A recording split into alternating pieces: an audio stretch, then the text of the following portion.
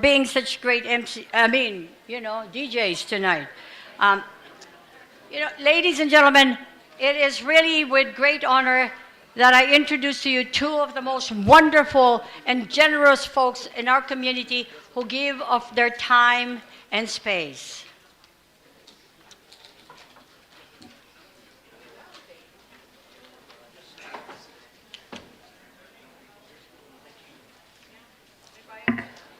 Okay. Tonight, they come together as one. Tonight, they will attempt to do something that has never been done before in our community. They will deliver one speech together. The president of the National Federation of Filipino American Associations of Nevada, whose leadership has been a beacon of advocacy, promoting the welfare and well-being of Filipinos and Filipino Americans across our great state. She has worked tirelessly to ensure that our voices are heard and our contributions recognized. Sisters and brothers, Jackie La Joya.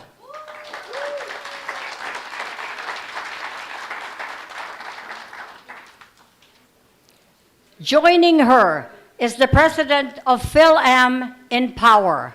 Power standing for a political organization with equal representation, whose commitment to empowering our community and fostering civic engagement has been instrumental in driving positive change. Through various initiatives that she has created, she has inspired many to take active roles in shaping our community's future. Sisters and brothers, ladies and gentlemen, Amy Belmonte.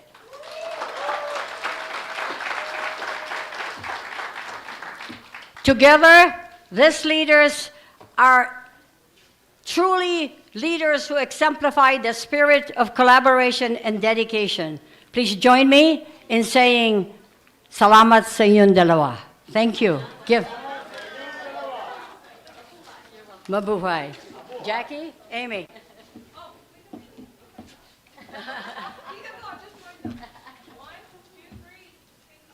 Don't do this again. Yes.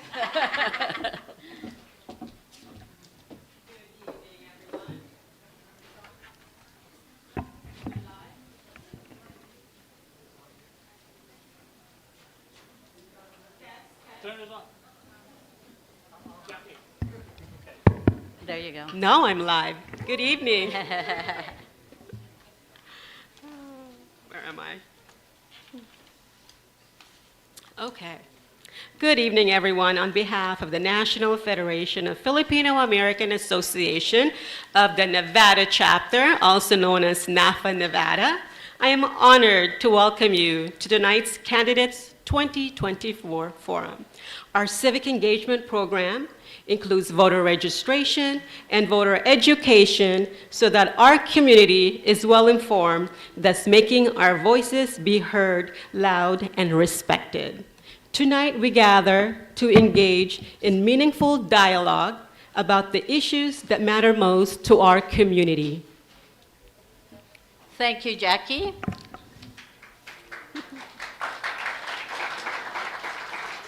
I'm equally honored, ladies and gentlemen, to represent the Filipino American political organization with equal representation, better known as Fil-Am in Power.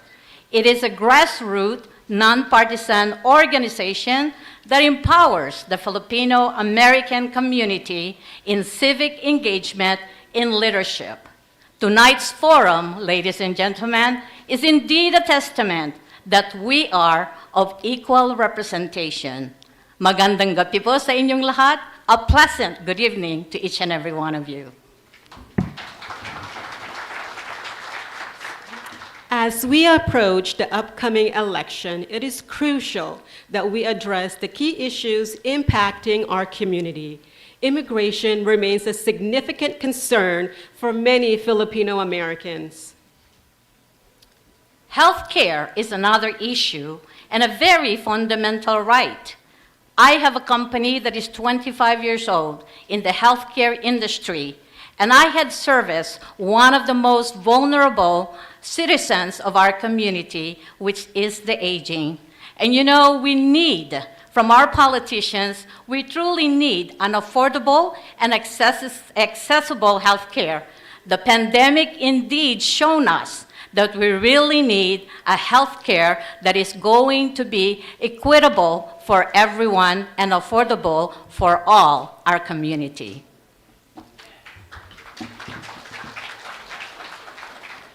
How about education?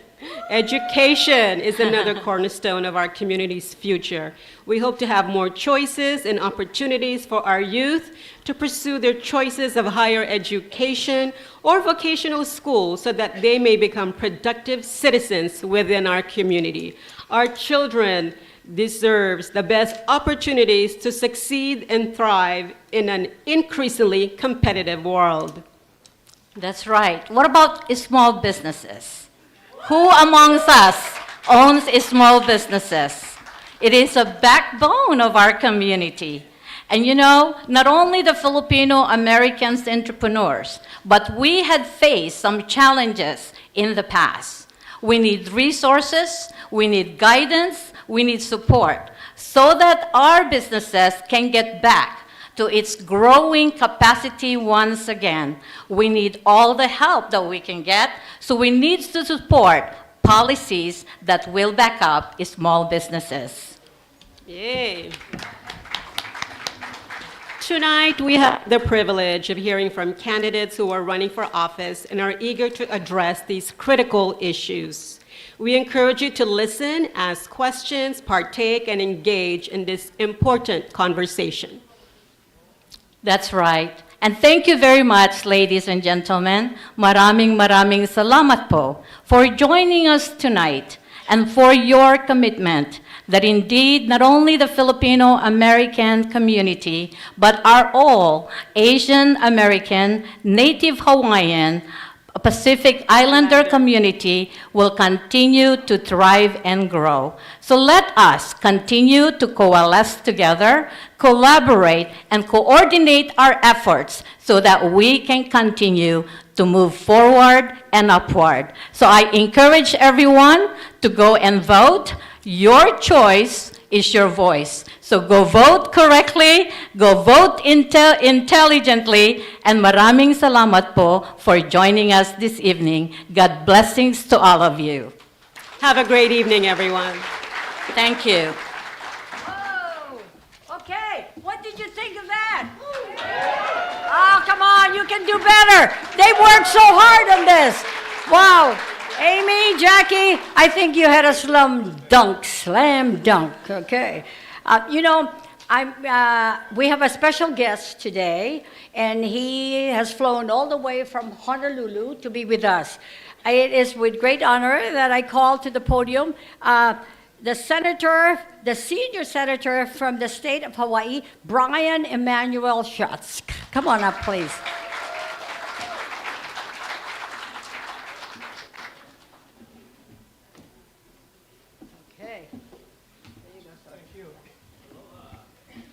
Aloha!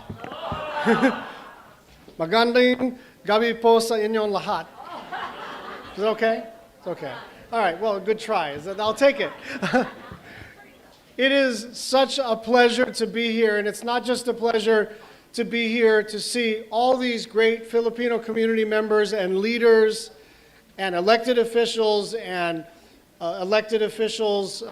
people who want to be elected officials, but I'm also very pleased that I just came from Lefty J's and had pancit and pinakbet and kalbi, and I may pass out in about an hour, but I feel really good.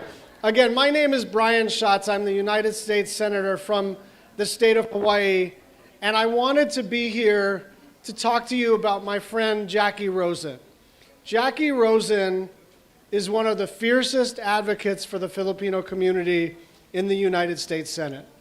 There is nobody that fights harder for health care, for entrepreneurship, for immigration, for fairness and equity across our great community.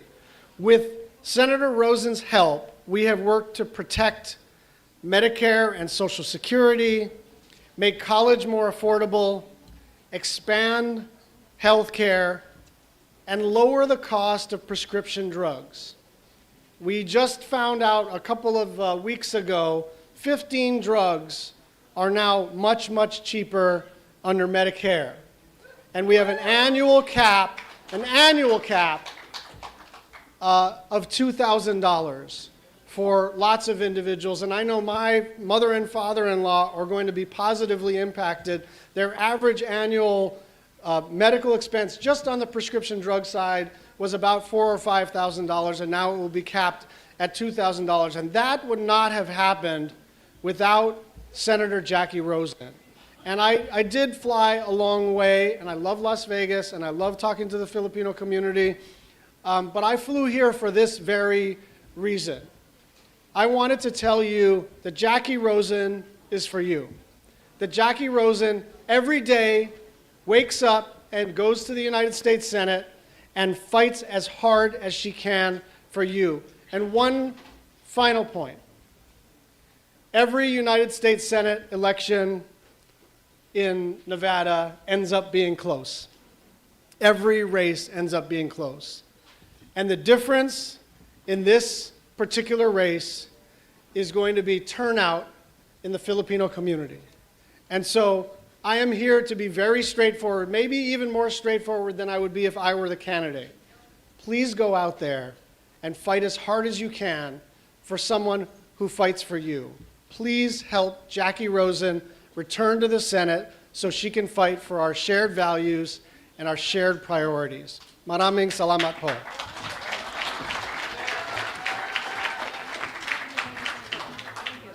Okay, thank you, sir. I know you have a flight to catch. Without much further ado, let me explain to you the evening as it will unfold. We'll call out to the podium a couple of our speakers, and if they choose to do questions and answer, they will tell us, okay? And if you raise your hands from the floor to ask of the speakers, there are three marshals, three question and answer marshals. And one is Doc Mike, he's over there. He's in a nice Barong Tagalog.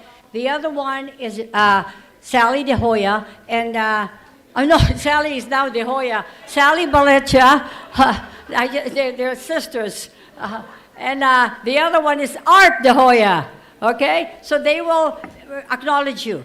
Now, we have many judges and many assembly folks who are running and are candidates.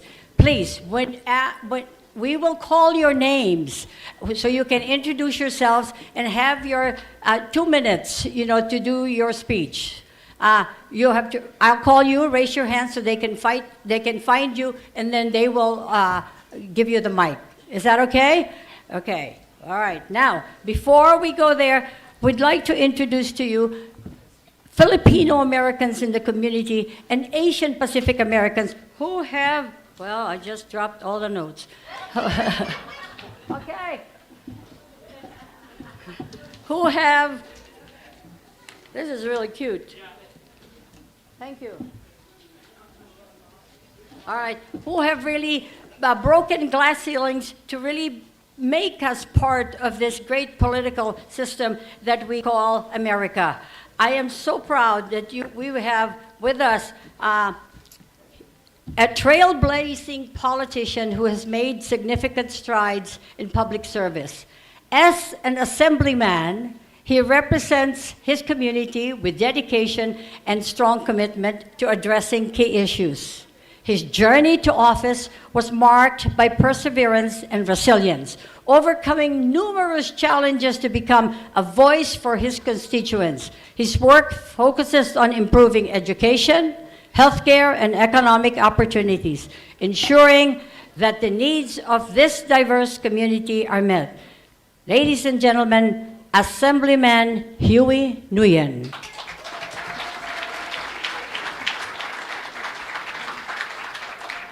There you go. You can make your choice, left or right. Boy, I don't know if I can live up to that introduction, but thank you so much, Tita Gloria, for that amazing introduction. When you were talking, I was like, she must talk about Erica Mosca.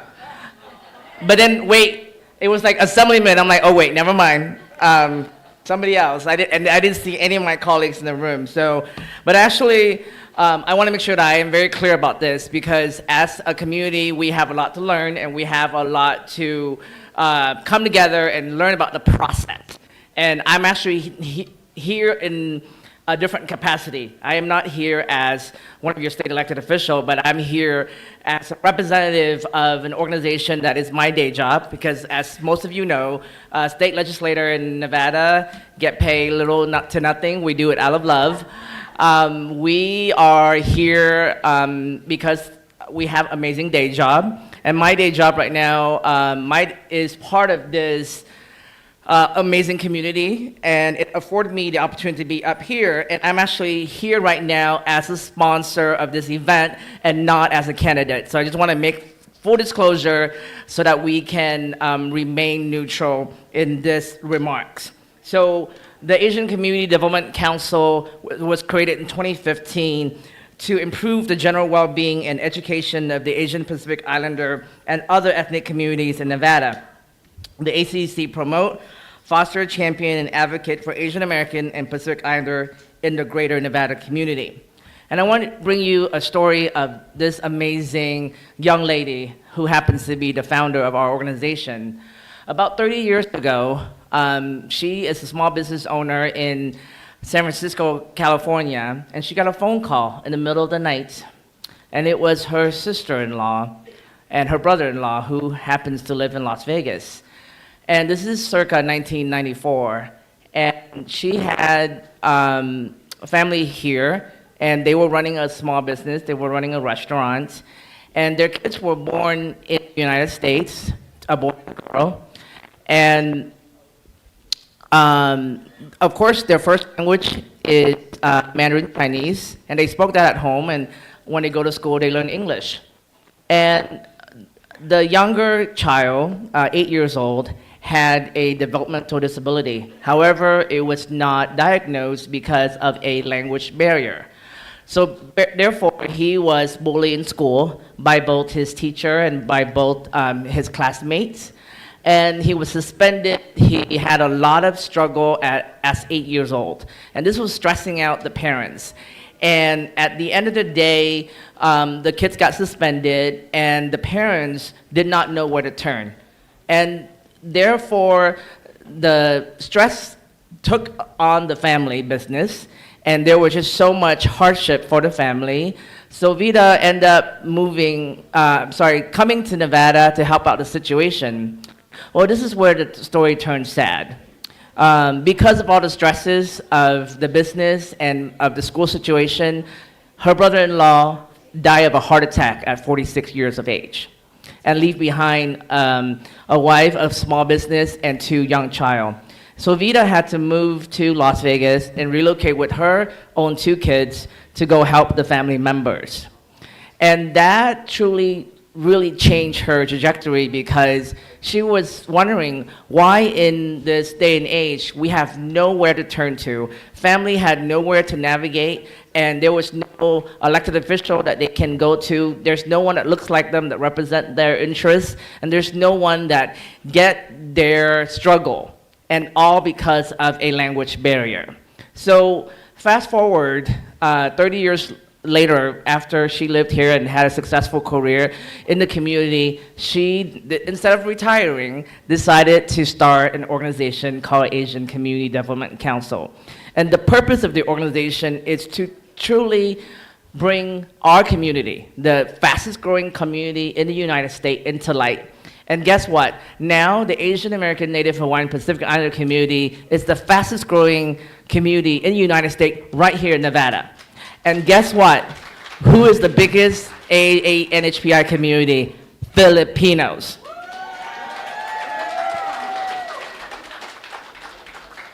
And so I'm sure that many of you can relate it to Vida's family story. And I'm sure that many of you have your own story to tell. Myself, I'm also an immigrant. I wasn't born in this country. I immigrated here at the age of 11. No one ever told us that we can be anything other than, well, doctor, lawyers, or engineer. Obviously, I'm none of the above, but the immigrant story has so much struggle. My dad was one of the boat people that left Vietnam in the middle of the night to come over to find freedom and to find opportunity here for American dream. And again, those communities, these stories, your story, my story, it's all very critical to our experience. So we always need to be able to be visible and come to the table, not only on election time, but every single day, and make sure that our elected official understand what our community needs. We're not a monolith. We're not just one checkbox. We are diverse, and we have different needs, and we are here to stay. And like I alluded to earlier, the Filipino community is so powerful, so amazing, and they elect most recently, in 2022, made history by electing the first Filipina ever to serve in the Nevada State Legislature. That's Assemblywoman Erica Mosca there. So we know that the leadership of the Filipino community is very important, and we are here to support and make sure that not only Assemblywoman Mosca, but many other Filipino American be able to not be at the table, but be in leadership position throughout our local community, throughout our state, and throughout our country. I want to close by this statement. This generation for us, this election, whether it is, presidential down to the very last race on the ballot, it's so critical that every member of our community be involved in this process, and it's so creative for everyone to understand, not creative, sorry, wrong choice of word. I haven't had food except for caffeine and 2 boba, so the sugar is kicking in the wrong way. But I want we all to get together and come together, not just between Labor Day and Election Day of every 4 years. I want to remind that the Filipino community needs to be engaged every single day. Okay? And I want to make sure that when we come together, that we come together and make sure everyone knows that we're visible and we are here. And before I close, I want to say and acknowledge every single community leaders. If you are here, if you're already standing, wave. If you are Filipino community leaders, please stand up. That means all of the Filipino community leaders here, stand up. So people can see all the right, and most of the people that stand up are women, by the way. So women is in charge, and women get stuff done. I couldn't say the other words. And so we want to make sure that we recognize and celebrate all of our women leaders. Kudos to Chair Jackie De Hoya. Kudos to Sally Belecha, our regional chair. And of course, the ever powerful, amazing, and I'm so afraid of her, Gloria Kaiwili. So on behalf of ACDC, we want to thank you, NAFA, for their work, and we wish you all the best, and have a great evening, and go vote. All right. Thank you very much, Huey. Now, see, I just call you Huey now because you say you're representing ACDC. And thank you very much for your continued sponsorship of our community. And speaking of sponsors, I really would like to thank now the sponsors who have made this evening possible. Of course, ACDC, Asian Development Community Council. Give them a big hand. Martin Twason and his family, please give him a big hand. And ArmScore, please. Thank you. Martin, would you stand up, please? There you go. There you go. Thank you so very much. Thank you. Yay. And then there is, of course, APALA, which is the Asian Pacific American Labor Alliance. I think I am the majority of one that represents them. And so there's also a great, great thanks to Erica Mosca, our assemblywoman. As I said earlier, the folks that come to the podium up here and get to speak have 5 minutes. And then we will ask at the end of their statements if they would like to have a question and answer. If the answer is no, you can write them letters. You can text them too. So without much further ado, the ones on the floor later on, all of us, all of the candidates will get their chance and have 2 minutes of time. Is that good? Good. All right. And Assemblyman Ewan, you can please get your teriyaki bowl. You earned it. And it is a great honor for me to call to the podium Congresswoman Susie Lee. I know you just flew in from Washington, so thank you.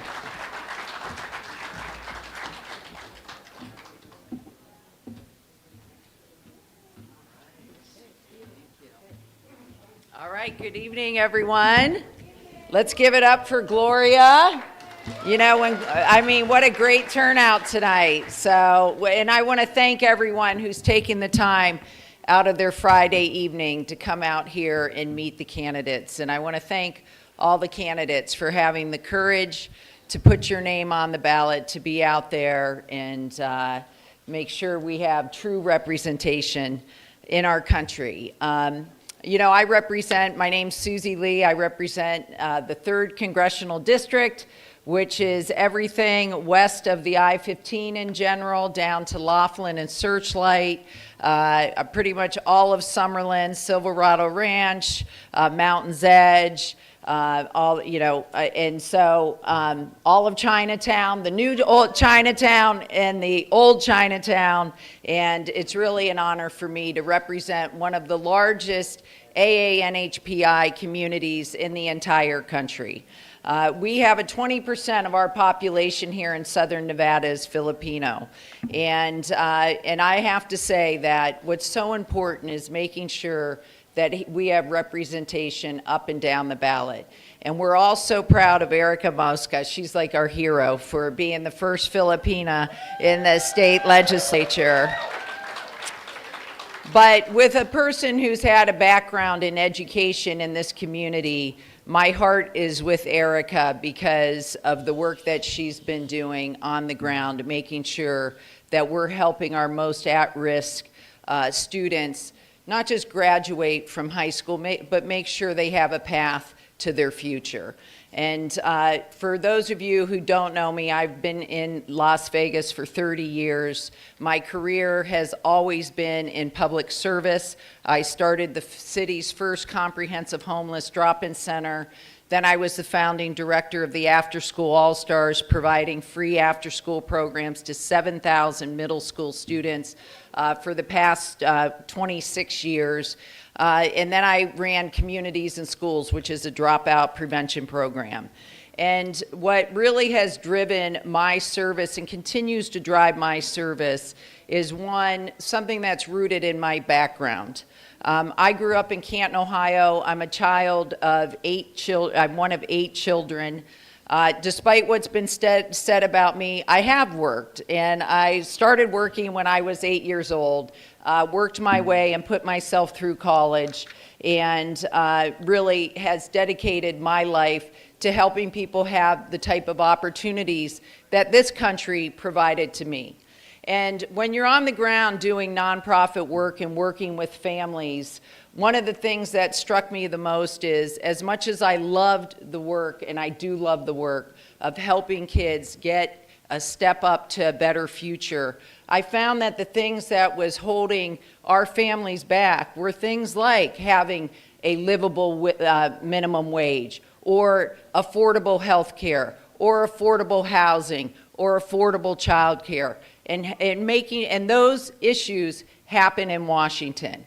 And so that's what drew me to run for Congress. And I've been there for 3 years, and I must say, they've been in, let's just say, an incredibly eventful 3 terms, 6 years. I was elected in 2018. We helped recover this economy from the pandemic. Las Vegas was one of the worst hit economies in the country. Then we passed in this last session the bipartisan infrastructure bill, which will bring 140,000 jobs, good paying union jobs. Let's hear it for labor, Gloria, to this community, and $4.2 billion in investment. We then made sure we took care of our veterans, those men and women who put their lives on the line, who were exposed to toxic substances to make sure that they get the care. And we just celebrated the millionth veteran getting care by passage of the PACT Act.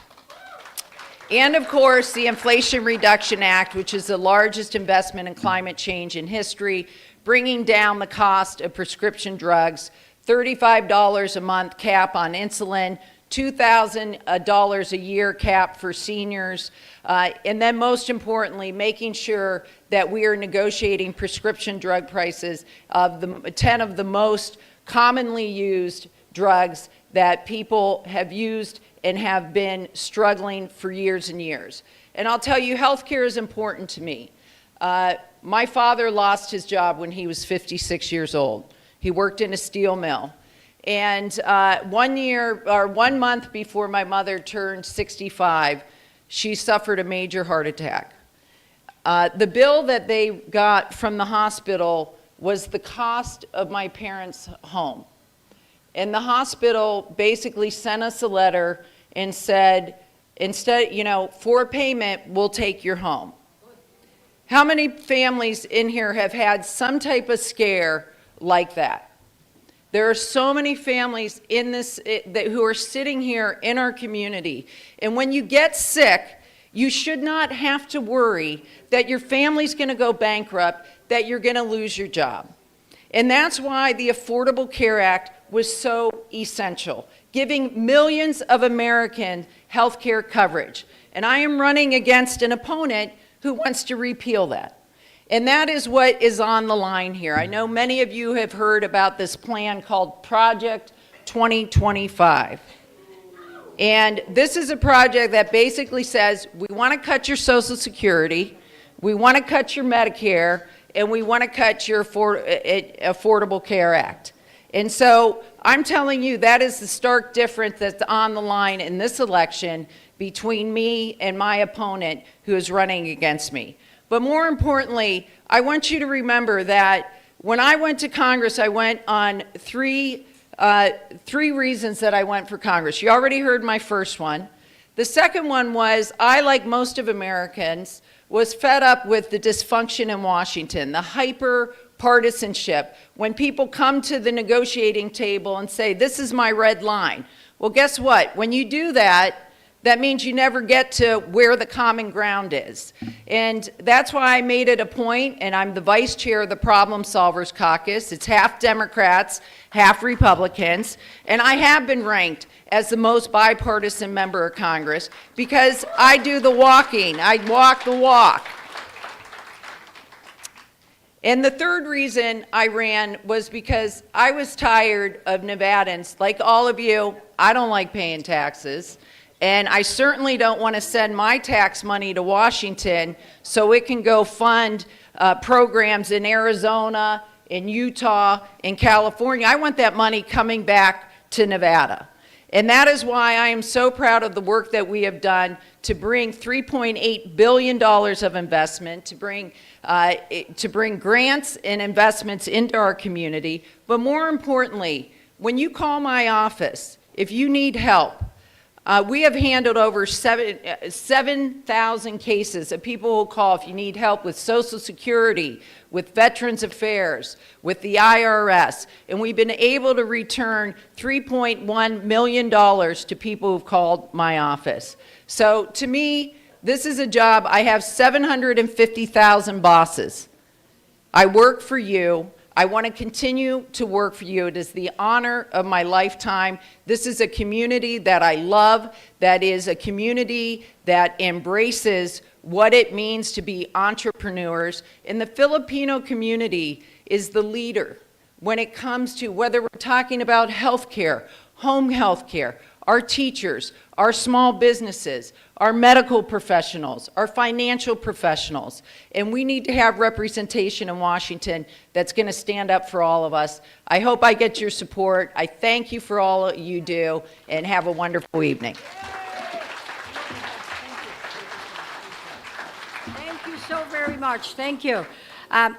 Ladies and gentlemen, again, if I could just reiterate, up in the podium, you get 5 minutes, and a young man sitting right there in front squatting, he will give you the sign that says your minute is really up, okay? But you can really take the chair, Alex. Okay? And for those of you on the floor who will get your chance to speak, 2 minutes, okay? So I know this will flow wonderfully, and everybody will get a chance to really let their voices be heard today. So, you know, her voice has been spoken by previous speakers, so now it is with much further ado that I really introduce a wonderful woman who is an inspiring figure who has shattered barriers in her political career. As an assemblywoman, she has been a passionate advocate for social justice, education reform, community empowerment. Her path was not easy, but her determination and unwavering commitment to make a difference has earned her the respect in the political arena. She continues to work tirelessly for our community and to uplift the voices that we have been silent for so long. Sisters and brothers, Assemblywoman Erica Mosca. Yay!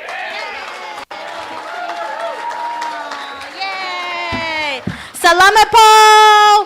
Woo! Okay, I know you're already annoyed because you heard my name so much, but these are my people. Can I give them a round of applause? I'm going to keep us on time, too. I'm so proud to be here. I'm the first in my family to graduate from college. My dad immigrated here at 17. He learned English from Sesame Street, and he told me his whole life, if you just work hard, you'll succeed. And what's really important, I'm going to tell you 3 things about the Filipino community. It's not just about because I'm a Filipino. It's because I've been doing the work. So if you don't know about our J1 teacher issue, you got to make sure you ask somebody here. That is the #1 issue to our community. I did not get the bill passed last session, but I've been working on it for the last 1.5 years, and it is now a committee bill. Second, if you don't know about Larry Itliong, he is our leader. He worked with Cesar Chavez, and he made sure that the labor movement was a thing. We are working on that in the Nevada State Legislature. Ask our Filipino community and tell them you support that bill, and I know they will be supportive. And the third thing, if you have not spent your money at Oming's or Truffles and Bacon or got to know the Filipino Chamber of Commerce over there, we want to see you not just at our candidate forums, we want to see you in the community. Last session I passed 5 out of 6 of my bills. I chair the Asian caucus and no one's running against me this time. So I'm going back to session. Thank you for being here for our community. We have nonprofit leaders. We have our community. So if you can make sure you meet 1 or 2 new people today, figure out how you can help them after this, and that's how you earn their support. Thank you for being here. Salamat po. Oh, my gosh. Wouldn't you just want to vote for her? She only took 3 minutes of her 5. Oh, 2. Oh, my God. Now I'm really voting for her. But you know, you and Assemblyman Hewen are just so inspiring. Your perseverance has really paved the way for many of us in the community to now put their names in, in this big, wide brim hat and say, okay, me too, I can run. So, ladies and gentlemen, I know some of you are waiting for calls, but I hear some ringing going on. So if you can just mute them, that would really be helpful for everyone. And it is, and that too. Okay, good. Maybe and mute you. All right.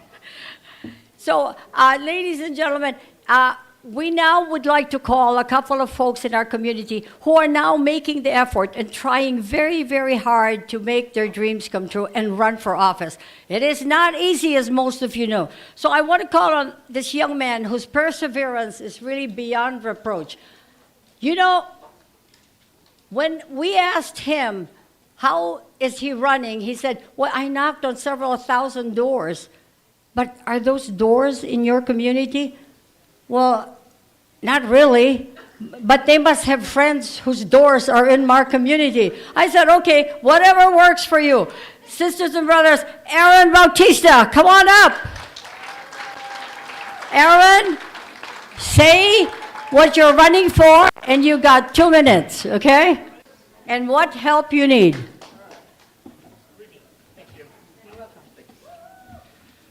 Hello, everyone. My name is Aaron Batista, and I'm running for Regent District 4.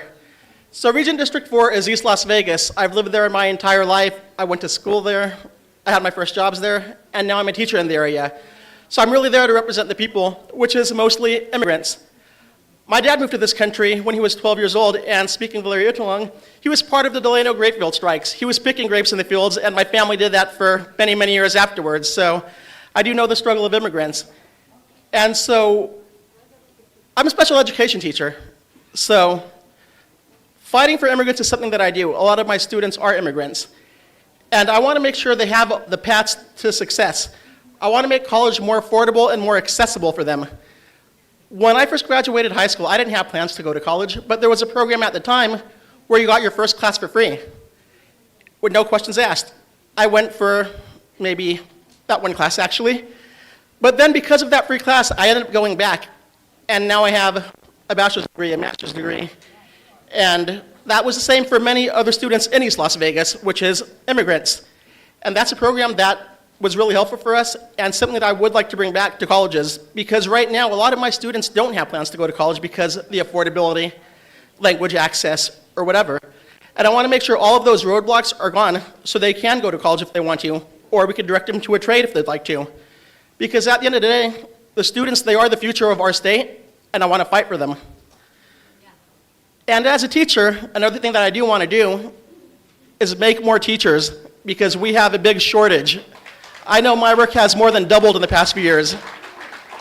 So we need to figure out what we can do. A lot of other states have programs for teachers' continuing education. I came in through the ARL program, where you get a conditional license, but to get your full license, you have to go finish, your degree in education. I did that. I was out of debt, but now I'm back in debt, which is like $30,000, $40,000. And that's the same for a lot of my colleagues who are also teachers. And that's something that we got to change and fix. So I'm running to make education better, and I'm running for the community.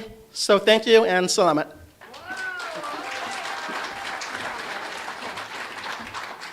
Thank you, Aaron. Thank you so much. Ladies and gentlemen, I would like to call to the podium Mr. Ron Quince.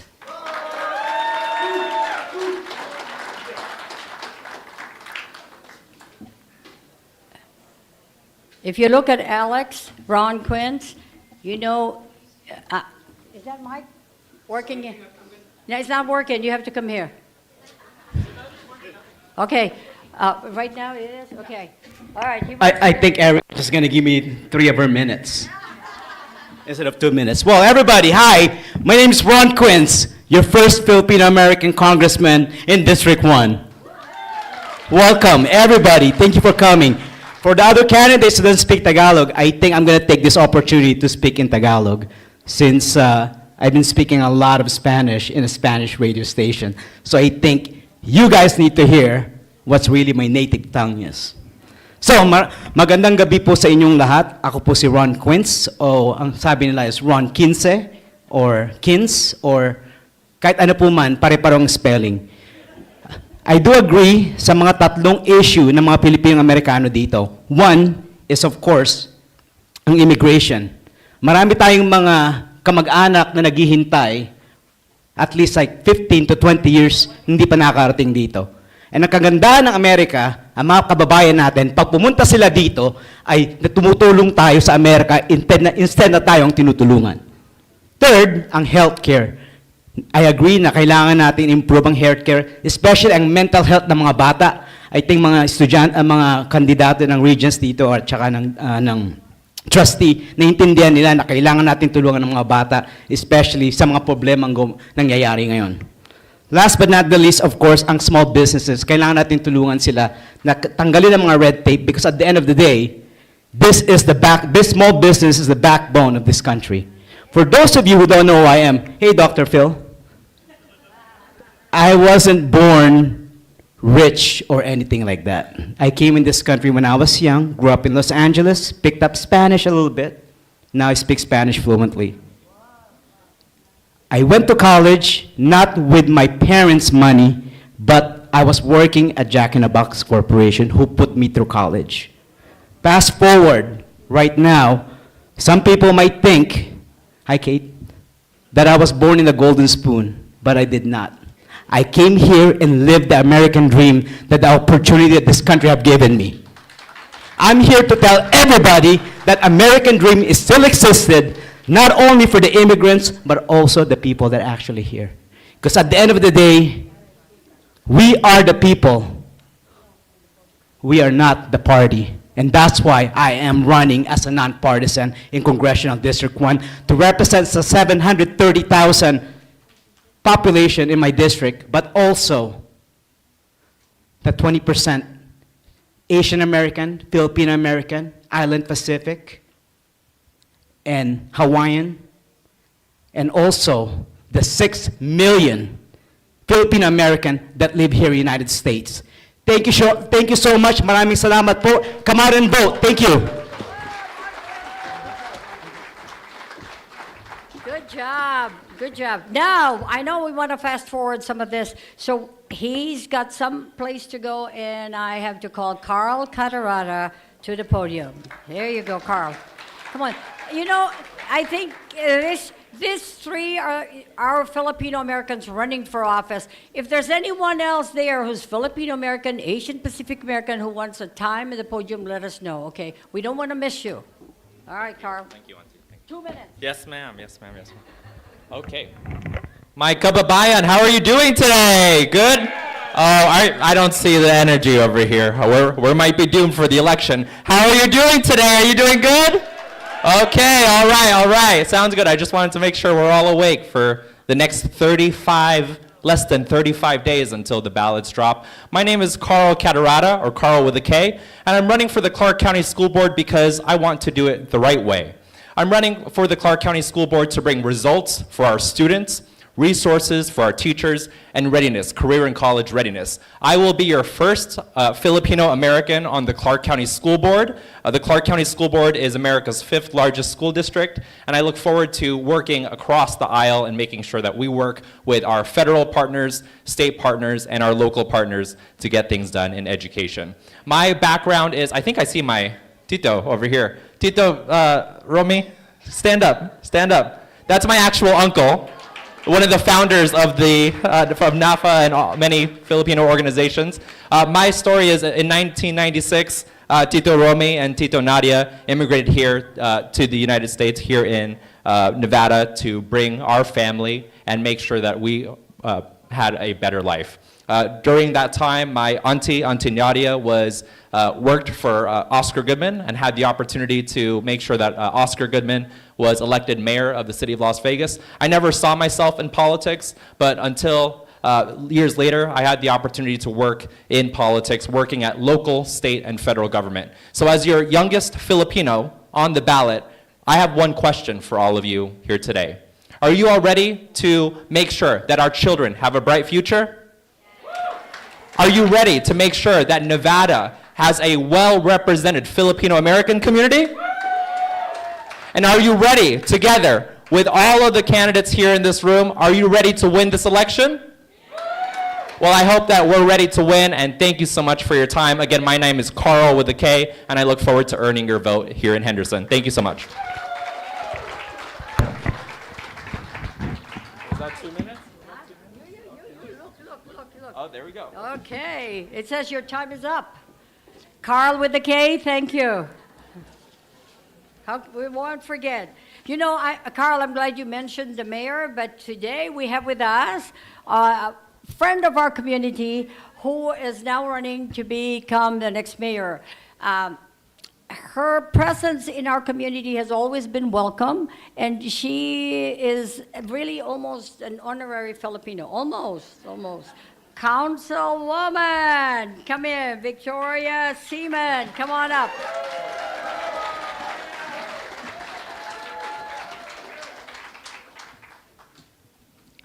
Two and a half minutes. I am so honored to be an honorary Filipina, so thank you. I have to say, I've spent a lot of time in the Filipino community, and I can say you are one of the warmest, most welcoming people I have ever met. So give yourselves a round of applause. So I have been a councilwoman for 5 years, and people say, well, why is the mayor office so important? It's kind of just like a bully pulpit. Badlands, we've got, look across to your neighboring cities. We've got a lot of problems with affordable housing. We've got a lot of problems with our homeless issue. And when we put Band-Aids on problems instead of solutions, we end up like our neighboring cities. I think the Goodmans have done a great job. This will be the first time we won't have a Goodman in office for 25 years. So we need strong, bold leadership. If you know anything about me, I don't kick the can down the road. I've taken leadership roles in the city of Las Vegas with the animal shelter, with the Badlands situation, and that's what it's going to take, because we have rising crime, we have a homeless problem. But I want to tell you some of the great things we've done at the city. We talk about affordable housing. The city of Las Vegas has done amazing things with tax incentives. I will continue those projects and make sure that we continue to not leave any money on the table. Most recently, we got a grant for $50 million, 1 out of 7 cities in the country, because we're not leaving any money on the table. We're turning Marble Manor from 200 units to 600 units. That is really important because it'll be mixed use. Oh my gosh, my time is up. I didn't even get started. Anyway, I've been endorsed by every law enforcement agency in this city because I will be your law enforcement mayor. Thank you. Thank you so much. Thank you so very much. You know, also, you know, with us to be tonight, was supposed to be tonight, was another wonderful woman running for mayor as well, Shelley Berkeley. Now, she fell ill, but we have a wonderful person in our community who's going to speak on her behalf, Kate Recto. You know, while she's finding her way up here, I have got to tell you, Kate has the best coffee. Honestly, if you haven't drank her coffee, did you bring it tonight? No, I No. didn't.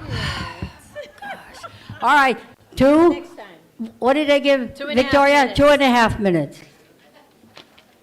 Don't worry, I'll be out of here soon. My name is Kate Recto. I am not Shelley Berkeley, right? Unfortunately, Shelley couldn't be here tonight, although she would have loved to have been here. I am president of the Philippine Chamber of Commerce of Southern Nevada. Been in existence since the 1990s. I was 10. All right. And here tonight, I'm here to talk about one of my most favorite people. Shelley Berkeley represented this great state of Nevada in the U.S. House of Representatives as our congresswoman from 1999 to 2013. Read my lips, 7 terms. 7 terms. That's not easy, all right? And she is very close to the Filipino, to the Asian community.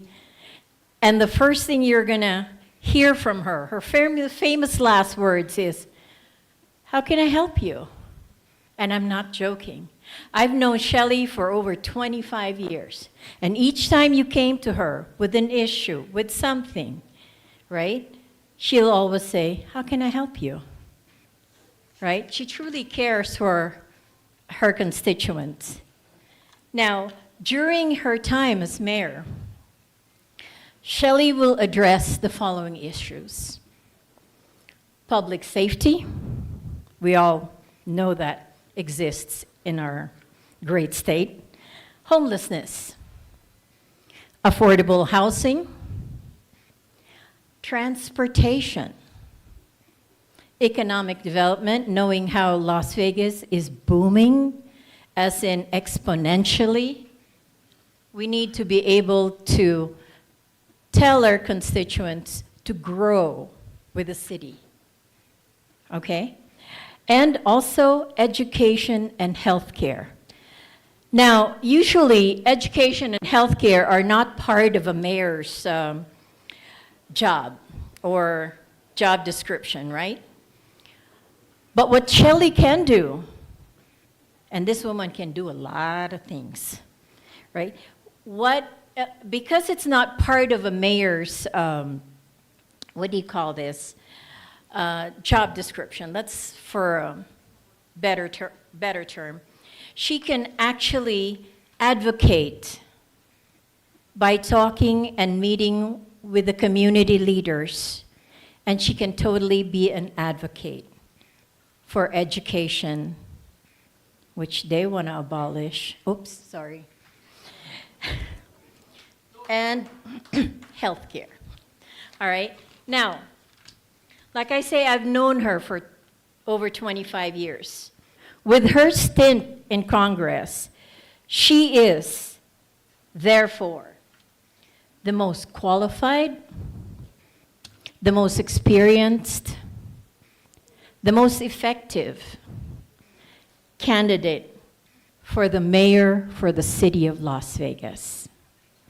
And today I am here to ask you for your help to vote for Shelley Berkeley.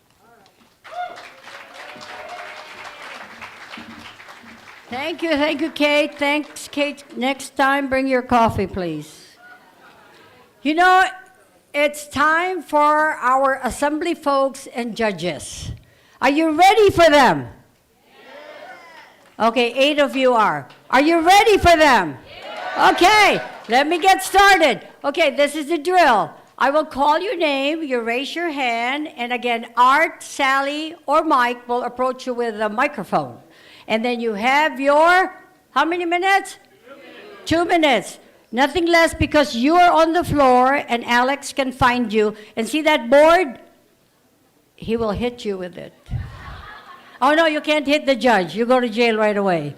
All right, so let's get started with one of our friends in the community, Judge Paul Gadet. Come on, where are you? Mike, Sally? Whoa, look at them. Whoa, okay. Good job, guys. 1001, 1002, 1003. Good evening. My name is Paul Godet. I'm your judge in Department N of the Family Court. I've been on the bench for about 18 months now. I'm a 33-year resident of Las Vegas, moved here at the end of 1991, beginning of 1992. I raised 3 wonderful children in this community.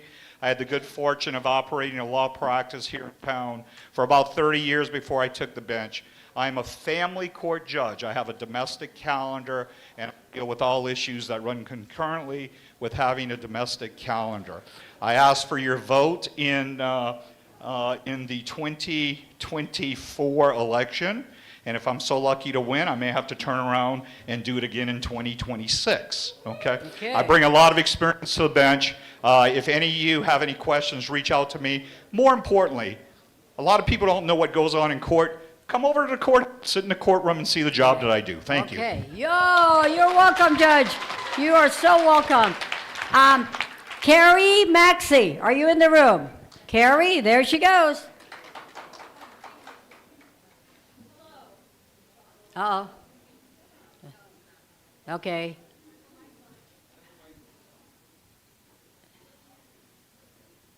Mike, fix the mic. Okay, there you go. Hello? Oh, All right. now you can hear me. Hi, my name is Carrie Maxey. I'm running for District Court Family Judge, Department N. I have one word for you, and that word is children. For about 20 years, I have been representing children. I have protected their constitutional rights, their legal interests, but most importantly, their voice.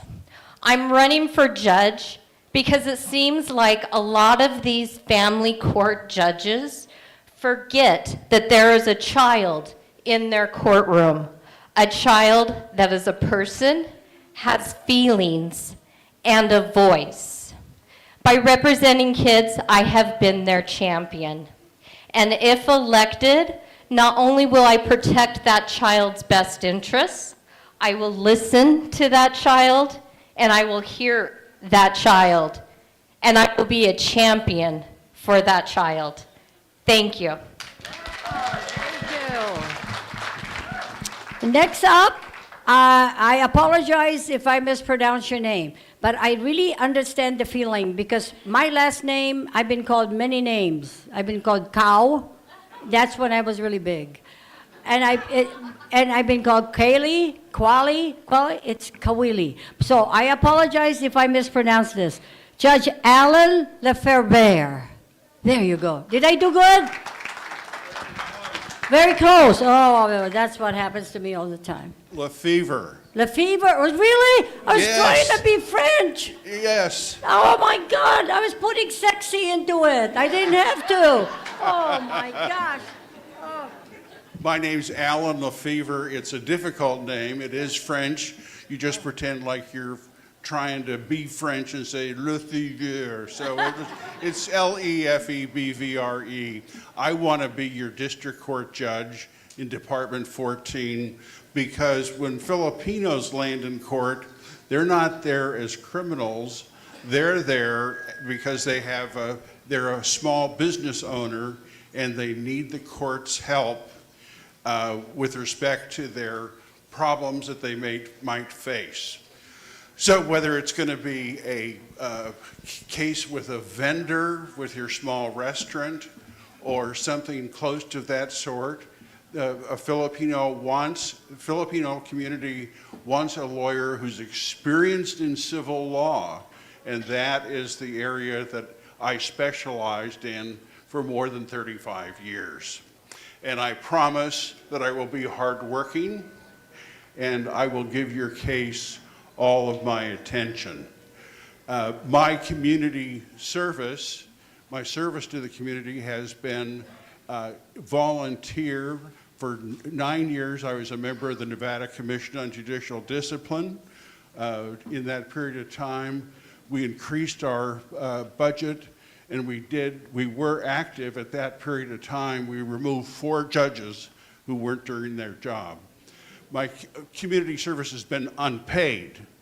So I didn't have a government job. I was in private practice. So I know what it's like for Filipino business owners. Oh. My other part of my area of service has been to the bar. I was on the Board of Governors of the State Bar of Nevada for more than 10 years, and I was the president of the bar. And we attempted then to increase the strength of our discipline to make sure that honest citizens are not ripped off. Not perfect, but we tried, and the bar is continuing to do so. Time is up. Lefebvre. Lefebvre.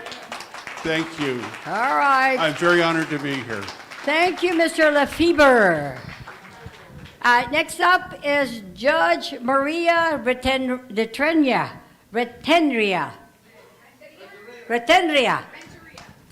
Okay. I believe you. Right. I believe you. Good. Gives me the slight upper hand there. My name is Marla Renteria, or Renteria if you have the accent. I am running for Henderson Justice Court, Department 1. The reason that I'm running is that I want to make sure that we bring a different perspective to the court. I am the only Latina in the race. I would be the first Latina ever elected to that bench, the first person of color ever elected to that bench. We need representation out there. I know that my community is diverse, and our courts and our government need to look like that. I chose to raise my son in Henderson. I could have picked anywhere in Vegas. That's where I picked. That's where he graduated from Green Valley High School. I put myself through law school while raising my son as a single mother. So I am no stranger to hard work and perseverance. This is a full-time job I'm applying for, and I want to be very clear. Of course I am going to be fair. I have spent my career serving the community, and defending the rights and dignity of the members and people that I represent. But more importantly, I have a plan. Henderson Justice Court lacks alternative sentencing programs in their court.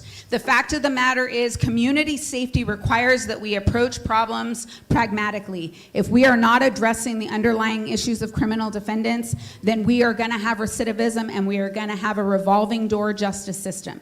We also need to increase access and efficiency. You cannot pay your fines, you cannot pay your restitution online at that court, and that just is not acceptable. And we need to have more access to language. Unfortunately, it is not just citizens that speak English that appear in these courts, and we need to make sure that the wide variety of resources are provided in alternative languages. And finally, we need to make sure we are inviting community members to the table to find out how we serve you. We are being elected to serve our community, and that is what I intend to do. Vote Marla Renteria in November. Thank you, thank you. We will take one more judge, and then we will go to state assembly persons and then return to judges. Is that okay? Yes. All right, thank you. Last of the judges row here is Judge Joseph Cicento. That I got. I know I did. Hello, everybody. I'm Judge Joseph Cicento. I'm currently sitting in Justice Court Department 2. I have lived here in Las Vegas for over 33 years, and I'll tell you what, I lived right behind the Boulevard Mall here on Algonquin. I shopped here when this was a Dillard's. I have seen changes to this community. I've been on the bench for 15 years. I was appointed in 2009. In reviewing the judges in the RJ, judging the judges, I have had high retention ratings. I have been endorsed by the major police departments in Las Vegas, Clark County prosecutors, SEIU, Culinary, Teamsters. Many unions have supported me. Many organizations have supported me. I have worked hard as a judge here. We're making a lot of changes. You've seen a lot of changes going on. We have grown so much that is occurring in this valley. We've really changed a lot. And we need somebody who's been there for many years and has seen the changes in this community. I look around, I know a lot of you, I've seen you in many different places. And thank you all for coming here. Thank you for listening to us. I will be quick on this, but it's Judge Joseph Cicento, Justice Court Department 2. Thank you very much. All right, thank you. Thank you, Judge. Okay, we're going to take a small turn in the way we do in the next series of speakers. If you are running for state assembly, please raise your hand. Okay. All right, put him down. It's not a good plan. No, I'm just kidding. Okay, please raise your hand, and there's young folks. Now they're getting younger as the time goes by. Doc Mike, and then Art, and then Sally will come to you, and you take your turn. Introduce yourself, say your name, introduce what you're running for, and you also have 2 minutes. Okay? Now, 1, 2, 3. Raise your hands. Okay, go. Am I getting mine? Nope. Okay. Hello. All right.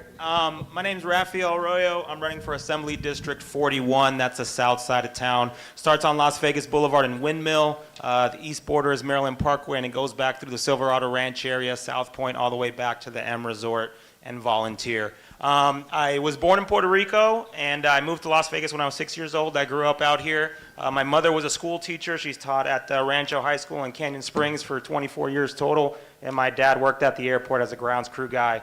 I'm an entrepreneur. I started my business when I was 23, and I learned a very important lesson, and that's if you don't get involved with government, government's going to get involved with you. And so I had to, unfortunately, there was some, I have a company, it's called Smog Plus DMV Services. So we go to the DMV every day and register cars for people. I'm sure all of you love going to the DMV, correct? No? Maybe? Okay. Well, we go every day, and so when the government agency places obstacles in our path, I had to go to Carson City and get legislation passed to get over those. So that's my legislative experience.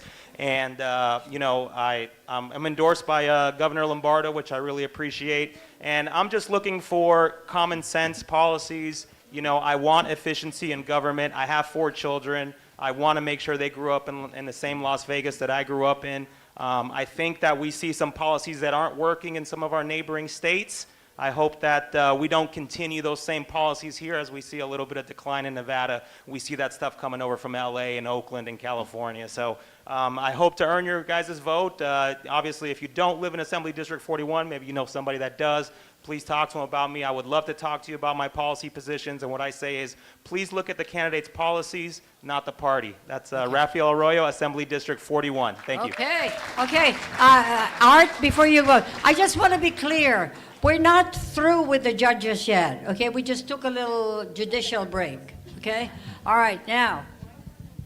Good evening. My name is Venetia Considine. I represent Assembly District 18, which is on the east side of the valley. Boulder Highway is sort of the heart of my district. I moved around a lot as a kid and moved back to Nevada 34 years ago because I knew this was a place that I could build a life with dignity.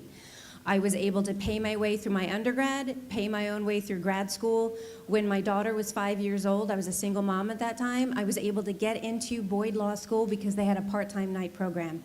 I paid my way through law school, full-time during the day at work, part-time at night, and for 16 years, I've been an attorney at a nonprofit legal service corporation.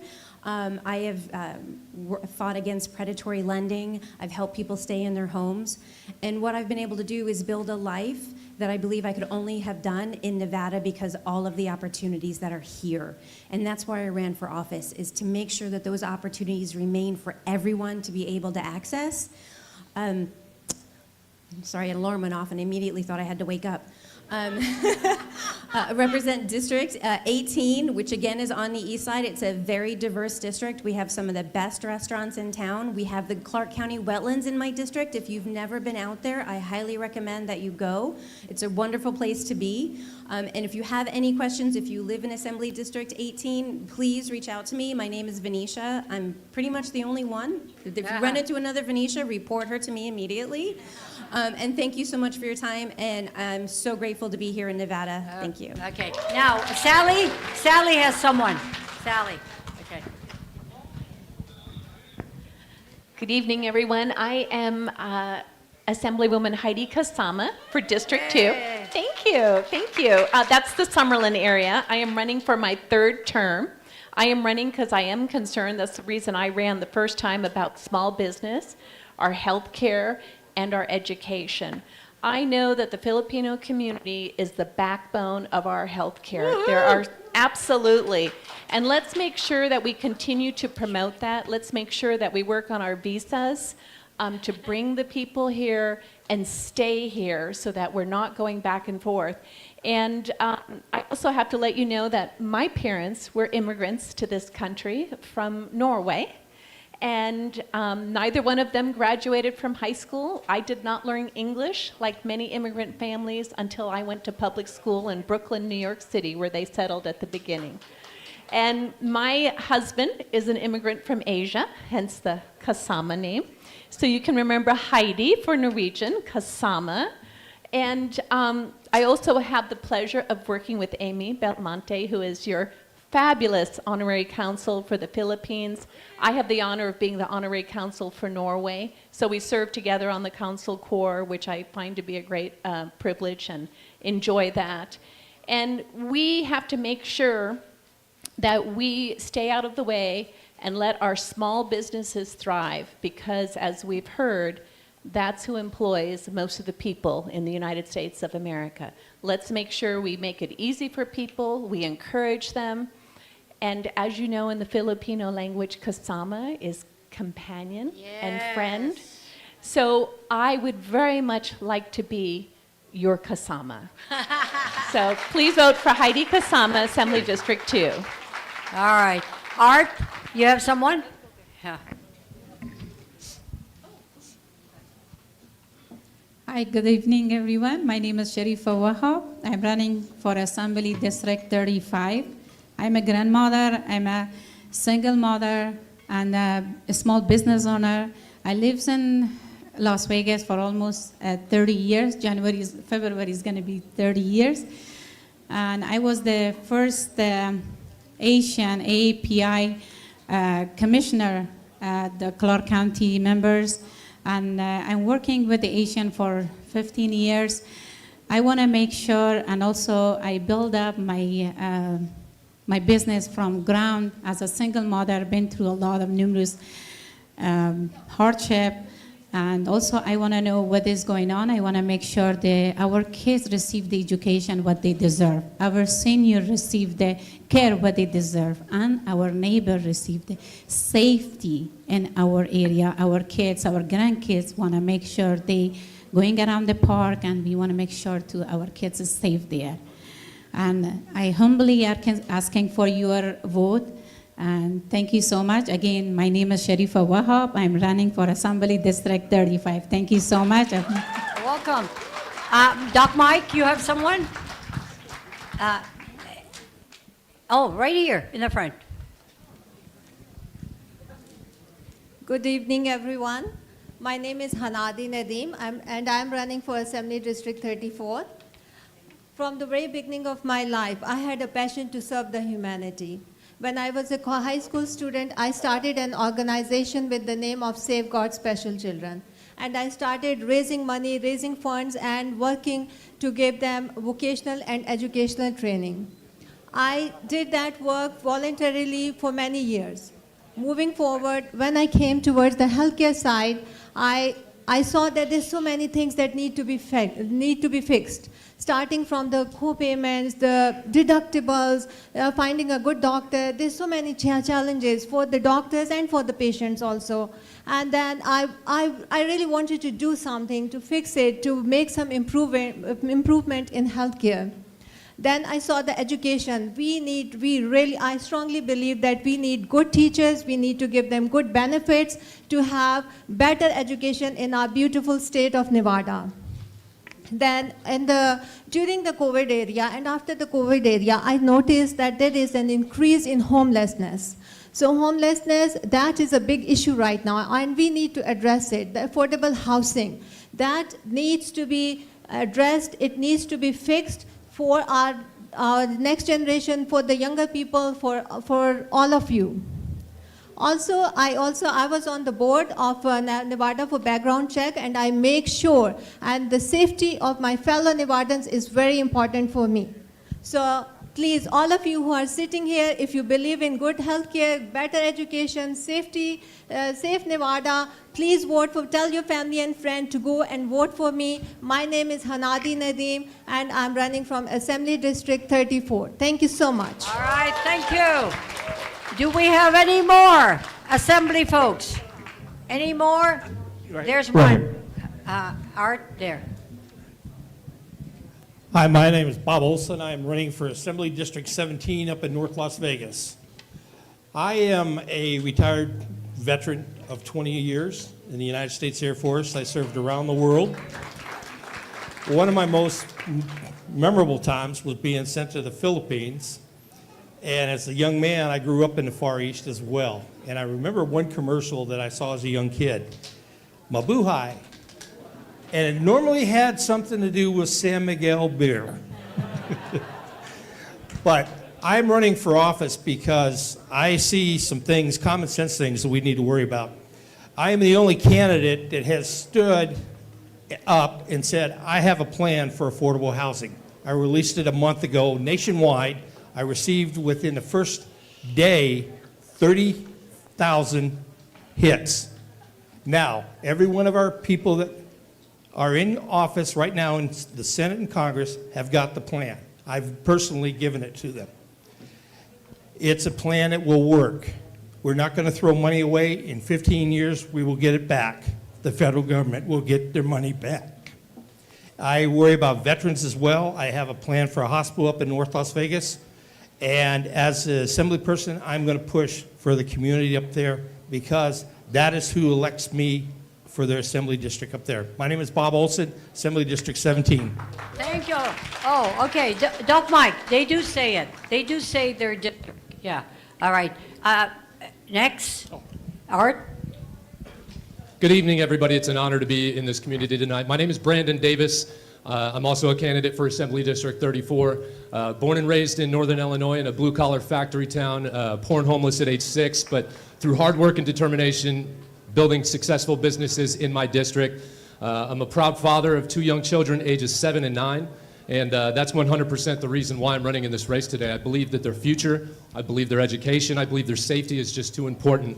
I'm a small business owner as well, and sit on the board of Assistance League of Las Vegas, which is a nonprofit charity here in Southern Nevada.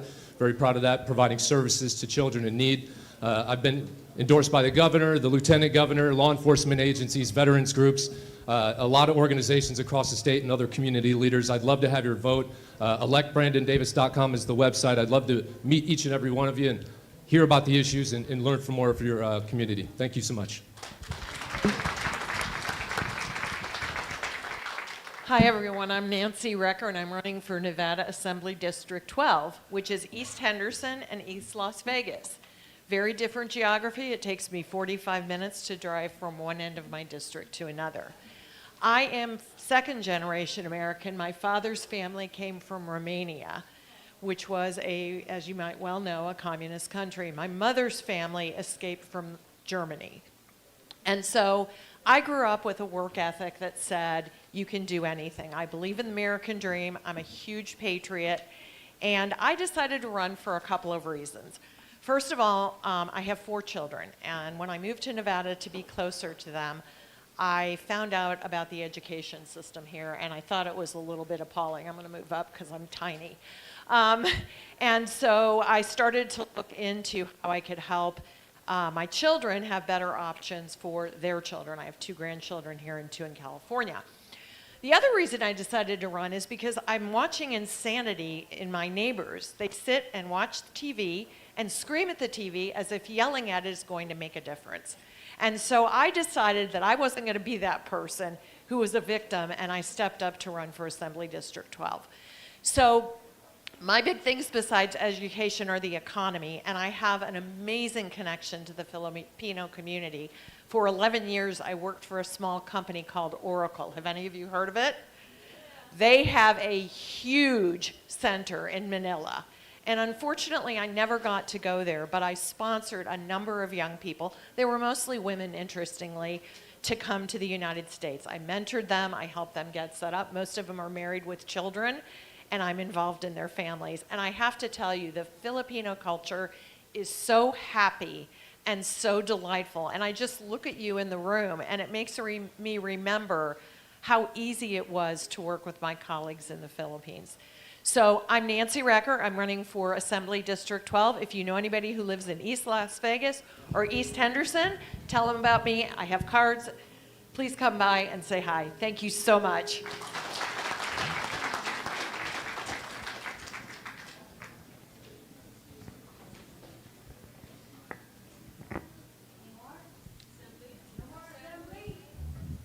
Any other assembly?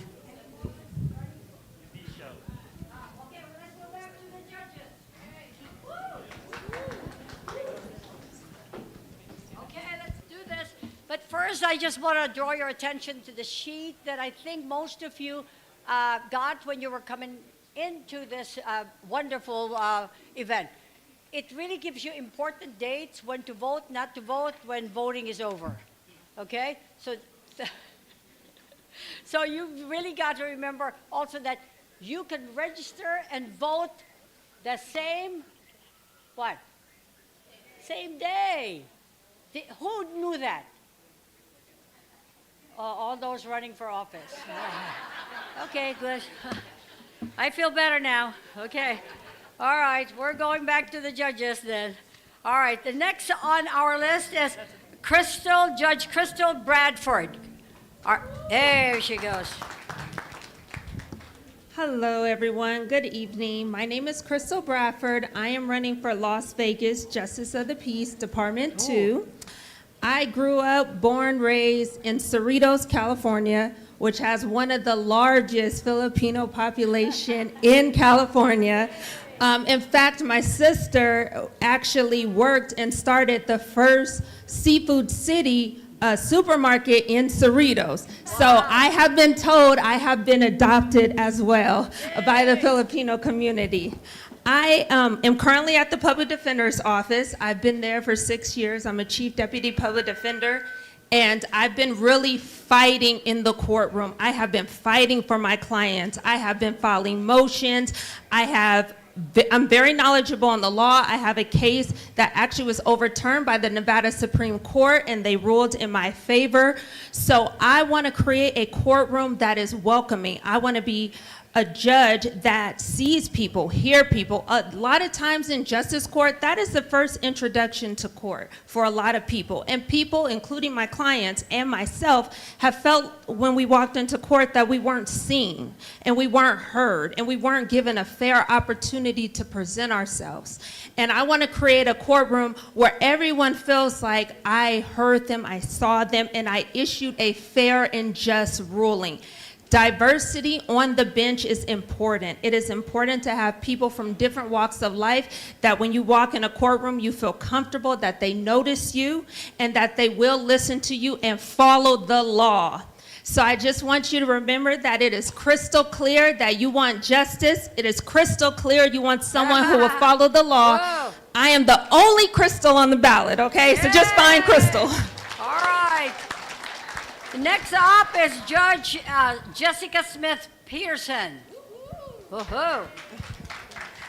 Hello, good evening. My name is Jessica Smith Peterson, and I'm running for Las Vegas Justice Court Department 4.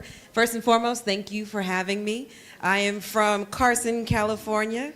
I went to UCLA for undergrad, and one of the things at being a Bruin is that I was a part of a coalition of students. And one of the coalitions I worked with was Samahang Filipino. And one of those programs that we had after every meeting, they would end the meeting saying, Isang Baksak. I hope I said that correctly. Yes, yes. Which is, when we all fall, we fall, but when we all rise, we rise. Yay! And I am a Chief Deputy Public Defender at the Clark County Public Defender's Office. I have been there for the past 7 years.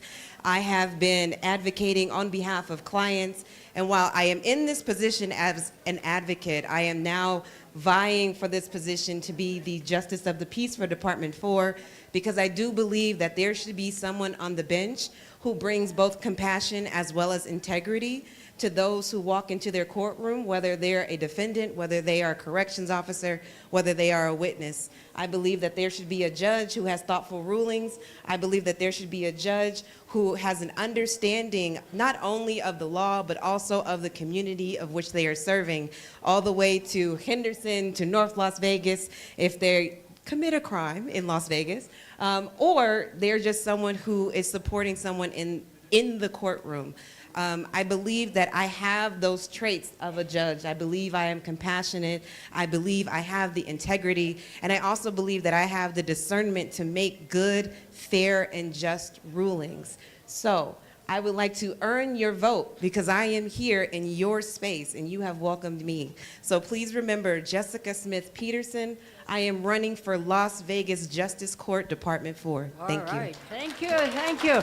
Now, Jessica mentioned something. How many of you have heard the expression isang baksak? Oh, 3 of you. Okay. Do you know what it means? Do you want to know what it means? You don't know. Okay. We don't have time. Okay. But it really is a rallying cry of folks in labor, not giving birth. Folks in the labor movement, and isang baksak means we rise together, we fall together. Isang baksak. Thank you. Thank you for reminding us. Yes. And next up is someone in our community we all know, Judge Cynthia Cruz.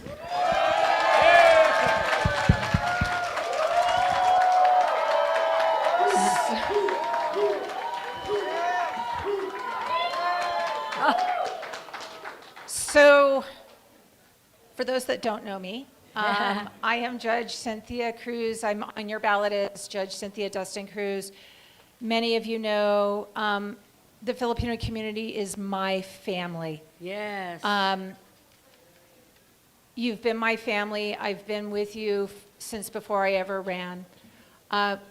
But let's talk about the business part of it. I am currently the Chief Judge of Las Vegas Justice Court. Las Vegas Justice Court is a valley-wide position, so we serve everywhere unless you live in Henderson, Boulder City, or North Las Vegas. I will be on your ballot in November. You just have to scroll down and watch for me. I am Justice Department 5, so please make sure that you watch for it. I'll be underneath Dustin Cruz, so Cynthia Dustin Cruz. I do bring over 21 years of experience as an attorney. I've been in this seat for almost 12 years, and you all helped me get there. So remember, every vote counts to keep me there. I do have experience in civil and criminal, both before I got on the bench and since I've been on the bench. And what I will tell you is we've talked a lot about wanting to improve things. So let's talk about some solutions. I do in a drug court. Of my graduates tracking 3 years out for recidivism, 76 don't reoffend. That improves public safety, that improves their lives, and that changes the dynamic of our community. But I also do an eviction diversion program that we relaunched just this year. We target seniors and disabled that are facing eviction due to non-payment of rent, and we connect them with resources. 78% are not being evicted.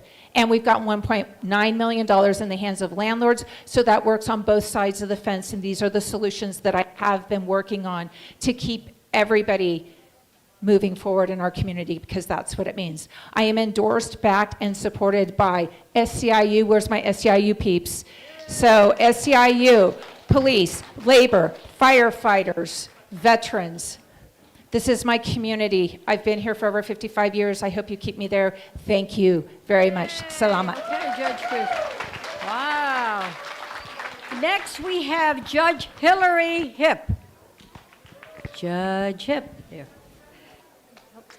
Good afternoon, thank you, or good evening. Thank you for having me here. My name is Hillary Heap. I am running for Las Vegas Justice Court Department 4. I have been a district attorney at the DA's office for the last 13 years. That means I have been seeking justice for victims and protecting our community, my community and your community.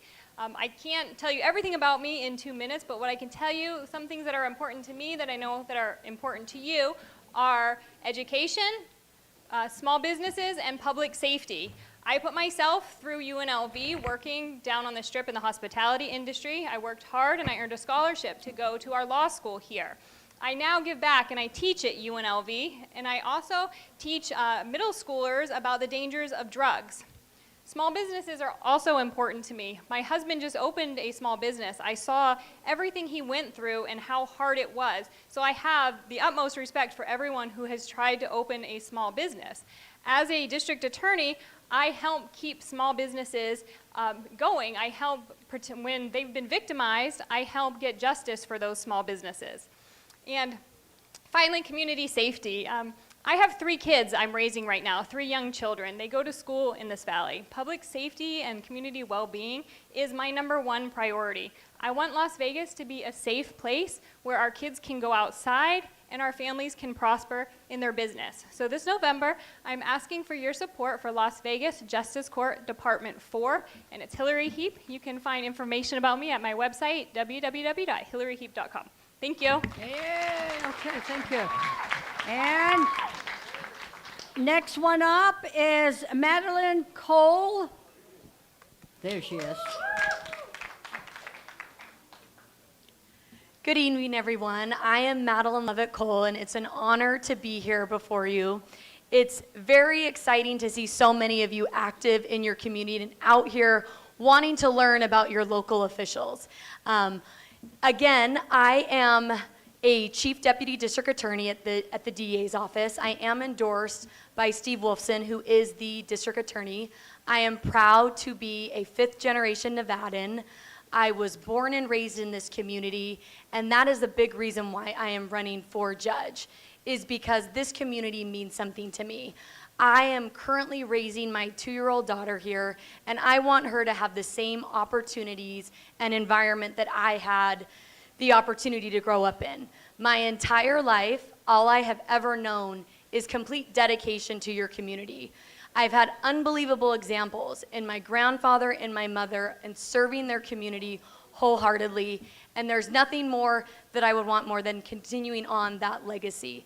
Again, my name is Madeline Levitt Cole. I'm running for Las Vegas Justice Court, Department 5. I have been endorsed by almost every major labor organization. I have been endorsed by the Southern Nevada Building Trades, by AFL-CIO, by the Teamsters, by police organizations, and most recently today, the Latin Chamber of Commerce. I would be honored to be your next judge in Las Vegas Justice Court, Department 5, and would love to earn your vote for November. Thank you. Okay. And our next speaker is Amy Ferreira. Amy, there she. Oh, there you go. Hi, good evening, everybody. Thank you so much for having me. My name is Amy Ferreira, and I am running for Las Vegas Justice Court Department 8. I am currently one of your sitting judicial officers. I am a hearing master in Las Vegas Justice Court. I was appointed in 2020, and in 2022, I was so incredibly honored to be named Las Vegas Justice Court Employee of the Year. Prior to my appointment, I was a criminal prosecutor at the District Attorney's Office. I was there for 13 years. During those 13 years, I dedicated my work to some of the most vulnerable members of our community. I prosecuted child sexual assault cases involving victims under the age of 10 years old. I also started the first ever animal cruelty unit at the District Attorney's Office. Thank you.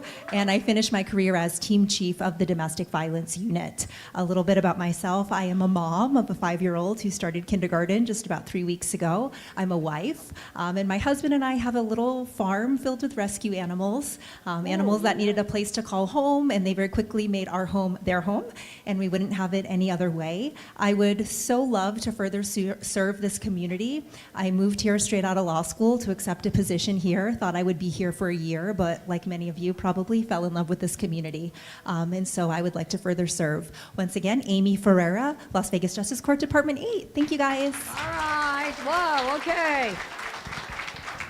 You know, did Susan Backham, has she returned?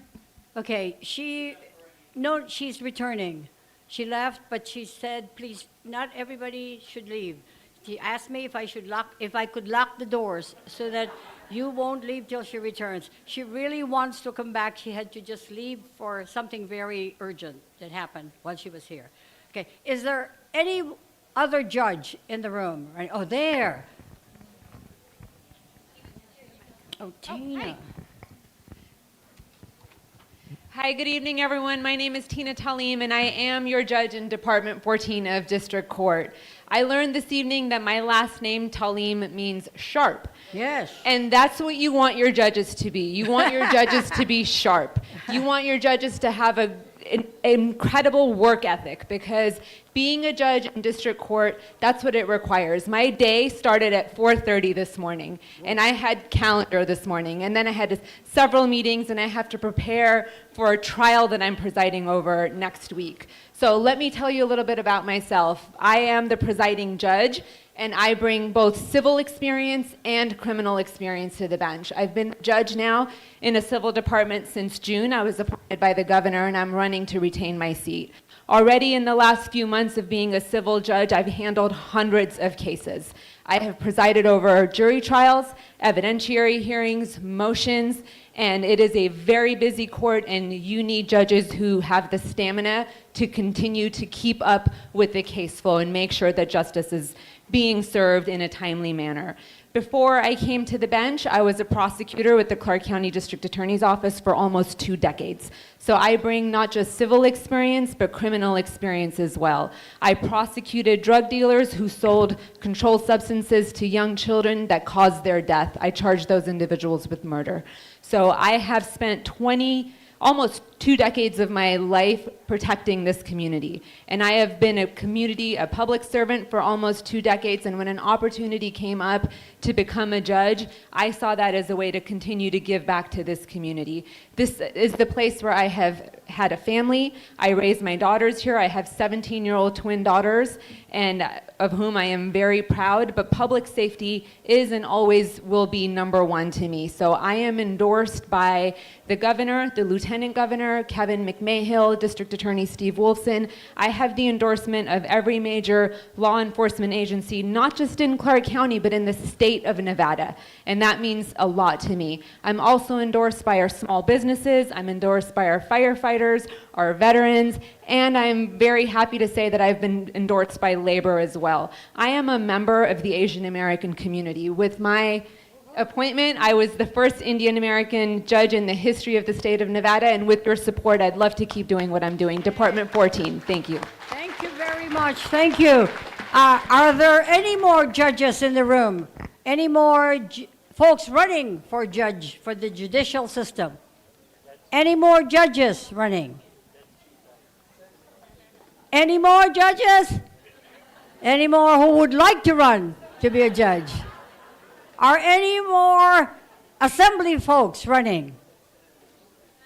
Senators? You are? You haven't been called? Why? I don't know. Oh, sir. All right. I just want to say you're awesome. Oh, okay. What a great I'm not for hire. No, I don't care.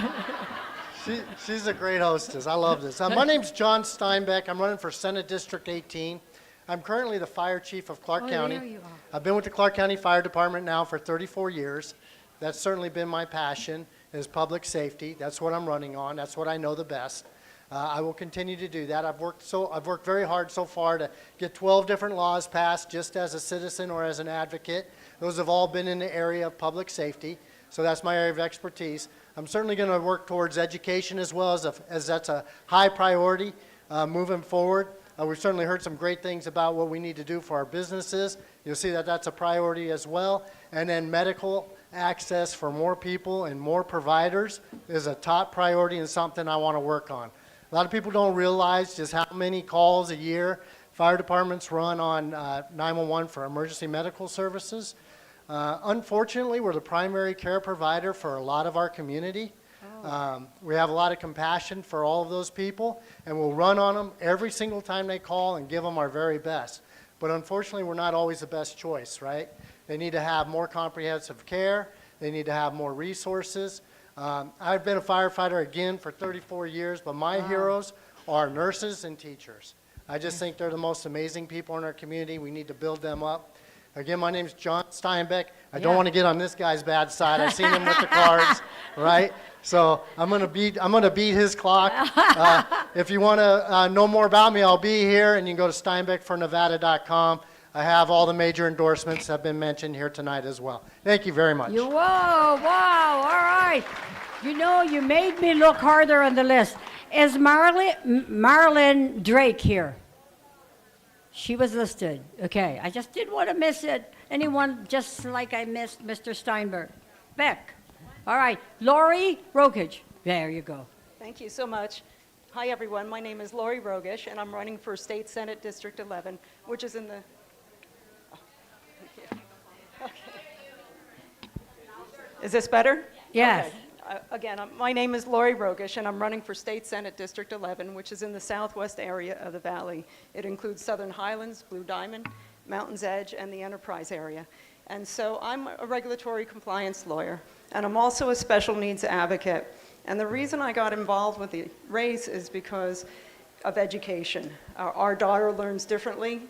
She struggled for an education. She's dyslexic, ADHD, nonverbal, and she has a host of other issues as well. And so when she was struggling, we asked the Clark County School District for help, and they said no. We even offered to bring in folks to train teachers with regard to dyslexia, and with a program that has been used across the United States for the past 80 years with great success. It's called Orton-Gillingham.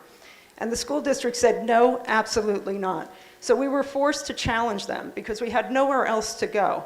There was no program available for children that learn differently. And so we battled the Clark County School District for 7 years. That's a long time, folks. It's a lot of resources. It's a lot of time. We battled through 2 trials, and the last one was in federal court, and we won on every single count. And I am proud to say that there are thousands of children who learn differently, that now they have a voice. But our job is not done. This journey continues. I have heard from so many families, and I'm listening to what they are saying. They still are not receiving the services that their children have a right to receive under federal law. And so I will work hard, I will fight, and I will hold the school district accountable to ensure that these children receive the services that they need. They deserve it, and they have a right to receive it. So thank you so very much, and thank you. Thank you. I understand also we have folks in the room running for Board of Trustees? Yes, yes? There's 2 yeses, okay. Good evening. My name is Camila Bywaters. I am running for the Board of School Trustees in District E. That area is Summerlin. I am the only person on the ballot who has a license in special education. I have a master's in special education. I have a master's in divinity, and I'm also working at the same time while I'm campaigning on my PhD in special education. One thing that annoys me more than anything are conversations about me and my community without my community at the table. I believe in diversity, equity, inclusion, and belonging. My opponent wants to ban books. My opponent does not believe in diversity, does not believe in equity, and does not believe in inclusion. What you get from me is a big-time advocate. This seat is not my seat. It is our seat. You deserve to be at the table. You tell me what your issues are. I say, let's put the solutions together, and then we're gonna fight hard to get it. I am here to hold the Clark County School District accountable to ensuring that our children have the highest quality education that they deserve. I'm here to support immigrant students, to make sure that language is not a barrier to having a high quality education. Again, my name is Camila Bywaters. I'm running for the Board of School Trustees in District E. If you would like to contact me, my number is 725-500-2111. If you have an issue right now in the Clark County School District, I will stand with you. I'll be here for more questions at the end. Thank you for sharing space with me. Yay, thank you. And is there anyone else, please? Anyone else running for office? Hi, everyone. I'm Dr. Tricia Braxton, and I'm running for State Board of Education District 1. I want to be clear, this is not the CCSD School Board, nor is it the Board of Regents. It's the State Board of Education. And so what that means, it's the accountability arm for the Department of Education. A little bit about me. I'm a mom. I'm a proud mom. I think I'm also a cool auntie. And I'm running because of those two reasons. I support their friends, children, I support parents, I support educators, and I support you. This is not an easy race, and I say that because there's so much contention around education today. And in a time when many people are talking about the problems and the fails of education, I want to talk about some of those solutions. I'm a collaborator, and I really believe that together we can make a difference. I've been in Nevada for 21 years. I am an educator. I'm the only educator in my race. I've taught in classroom, and I've also provided community-based education to support pre-K through 12 education.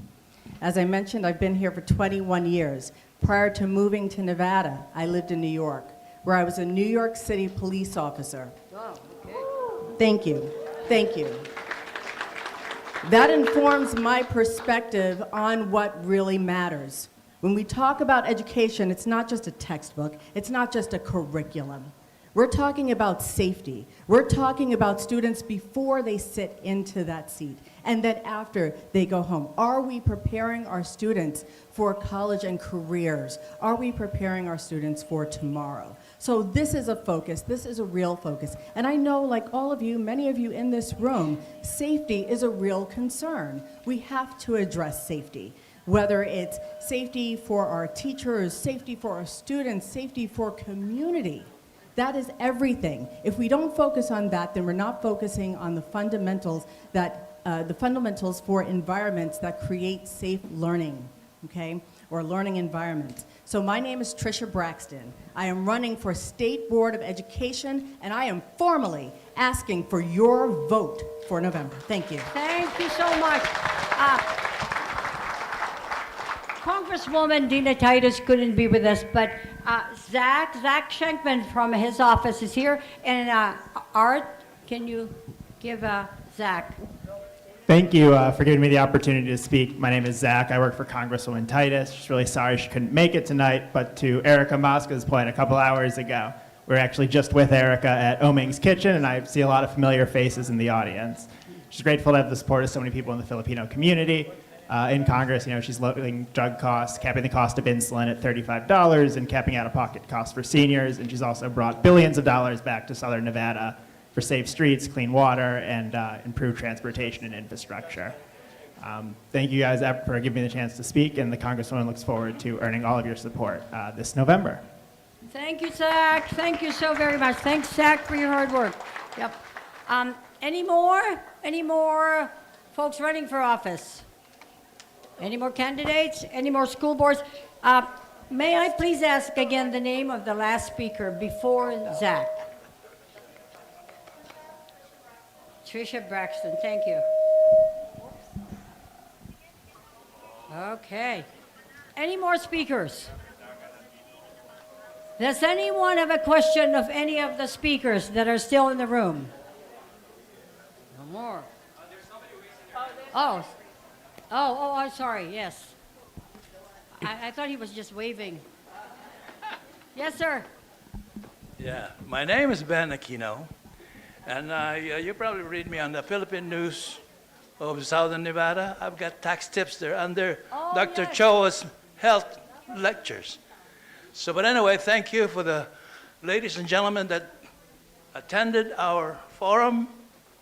But I just want you to remember that the most important thing in every election is to maintain the integrity of your votes and your voices.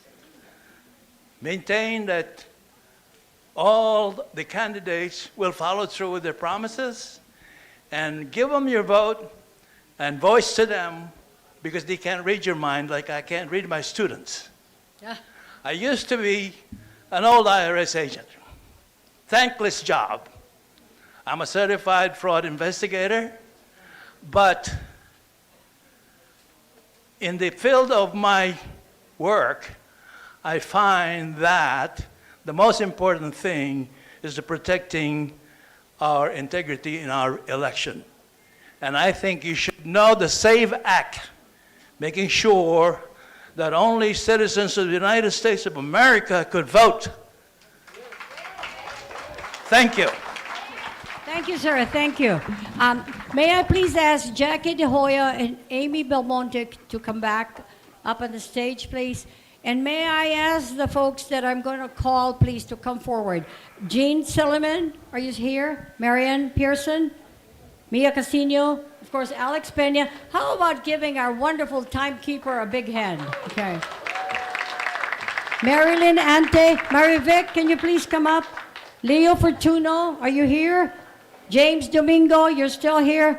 Geraldine Enciso, Acela Engel, Dorothy Domingo, Margie Antonio, and then, of course, our three wonderful floor monitors. Come on up, Doc Mike, Sally Valencia, Art De Hoya, Cynthia De Requito, Resty Lopez, and the rest of the Fil-Am Power members and NAPA board.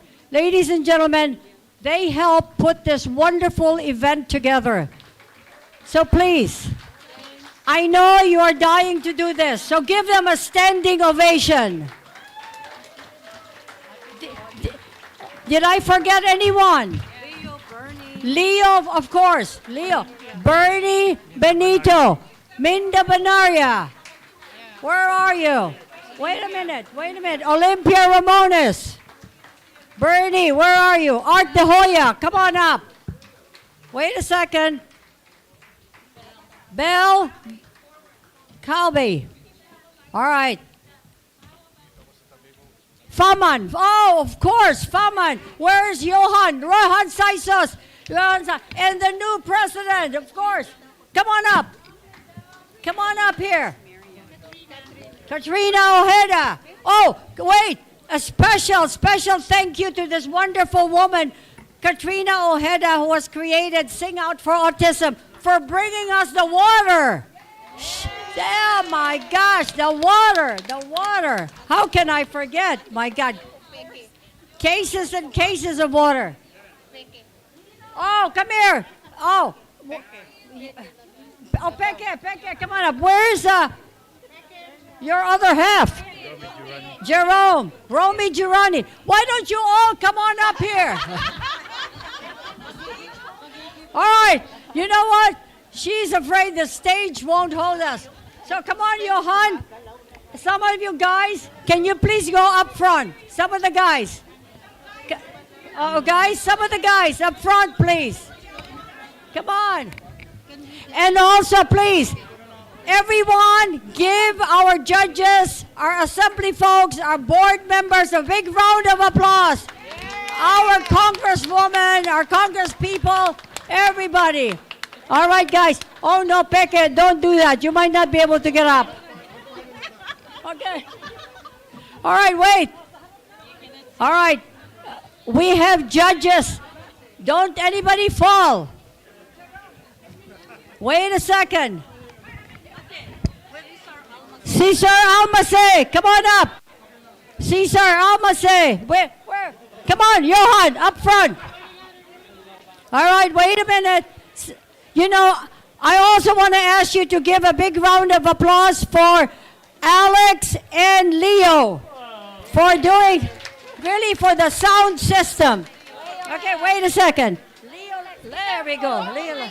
Oh, I just had new replacement. Guess what? It's working. It's working. Yeah, that's good. I just tried it. All right, come on. Give them a big round of applause, everybody. Yes. All right. You better take Romy and I. Yay. Oh, here, all you camera. Come here. Wait. Yes, and JR, where are you? Leo, come up here. Oh, come on, Leo. What's Leo doing? All right, we're not taking this picture if Leo's not here. No picture. Leo, come on up here. Amy, call your husband. Huh? Come on, Leo.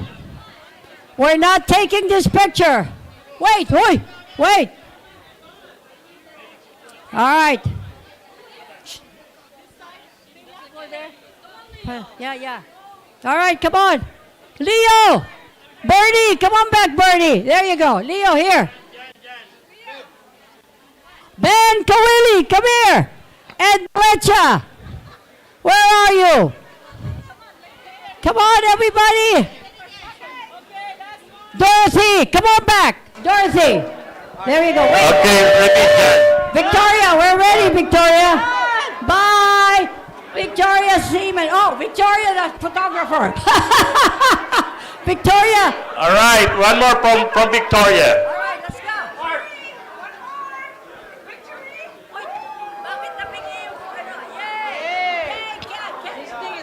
Kate's coffee. Ben, and wait. Guys, wait. Ed and Ben, come on. Art. Where's Art? Art De Hoya. Alex, come on, Ben. Ed Valencia. Come in, Eddie. Victoria. Jan.